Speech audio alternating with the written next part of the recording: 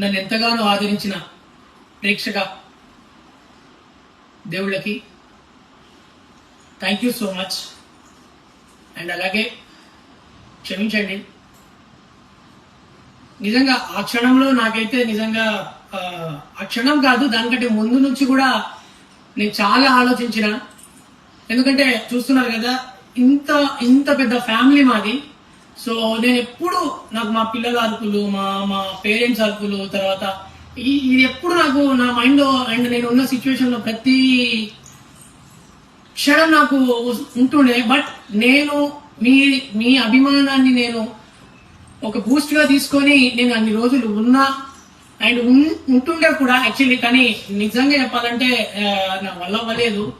మా అమ్మ నిజంగా నాకు చాలా గుర్తొచ్చింది అండ్ మా పిల్లలు కూడా చాలా మంది గుర్తొచ్చారు. చిన్న చిన్న పిల్లలు ఉన్నారు, వాడు కానివ్వండి, అక్కడ పప్పీస్ కూడా ఉన్నాయి, డాగ్స్.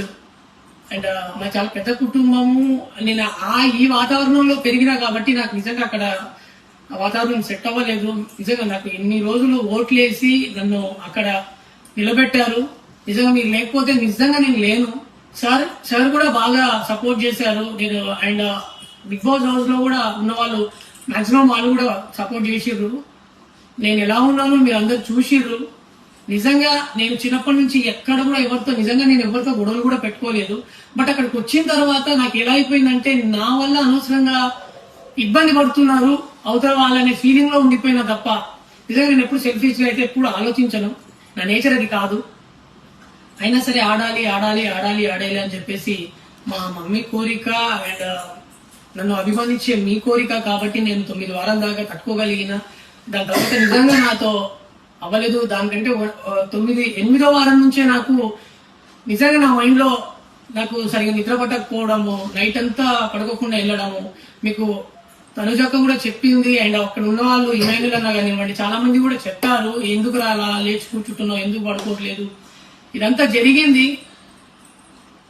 తర్వాత నేను బిగ్ బాస్ టీం వాళ్ళకి కెమెరాస్ దగ్గర కూడా చెప్పుకుంటూ వచ్చా, నాకు వెళ్ళాలనిపిస్తుంది, మా అమ్మ చాలా గుర్తొస్తుంది అది అని చెప్పేసి చెప్పగానే అది బయటికి అయితే రిలీజ్ అవ్వలేదంటే నేను అడిగాను, అది కట్ అయినట్టుంది, మరి తెలియదు అది కూడా. కానీ నాకు ఇంత మంచి అవకాశం ఇచ్చిన బిగ్ బాస్ టీం అందరికీ కూడా నేను హృదయపూర్వక థ్యాంక్ యూ చెప్తున్నా. ఎందుకంటే నా పాదాభివందనాలు. ఎందుకంటే 100కో కోటికో ఒక్కళ్ళకి వస్తుంది ఆ అవకాశం అంత మందిలో. నిజంగా నేను ఆ విషయంలో కూడా చాలా బాధపడుతున్నా. అండ్ ఇప్పుడైతే నేను హ్యాపీగా ఉన్నా మా పేరెంట్స్ అందరినీ కలిసినందుకు.